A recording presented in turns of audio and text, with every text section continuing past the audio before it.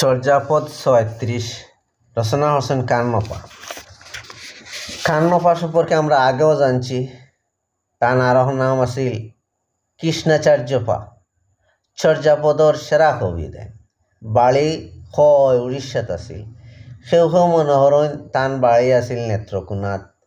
তাক্তা সম্পর বিহার তান গুরুর নাম জলন্ধরিফা। তান ব্রাহ্মণ গোত্রর আর সহজে তান্ত্রিক যোগী আসলা। এটা সবটাও অনুমান, কোনো তথ্য নির্ভরতা নাই, কোনো প্রামাণিক তথ্য গেছে নাই।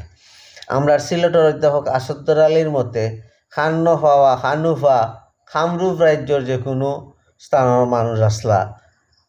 তান ভাষার রকমফের বিচার করলে সিলেটের মানুষ বলে অনুমান করা সম্ভব।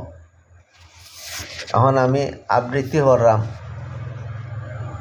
সিলটি ভাষায়, আমি অনুবাদ করছি এই চর্যাপদটা। মুক্তি ইয়া দিছে বাগাইয়া বাসনা আমার, খায়া বুস নাশ করল বিনাশ মায়ার বাড়ার।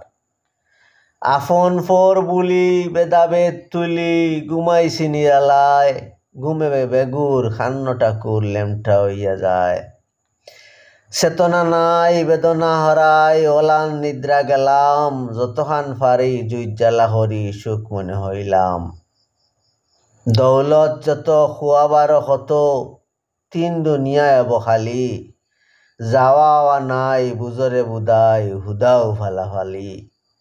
সাক্ষী রাখিলাম মুর্শিদ মুখাম জলন্ধরি ভাই, পাপ মুক্ত আমি পণ্ডিতেরা নিচৌকে দেখতে পায়।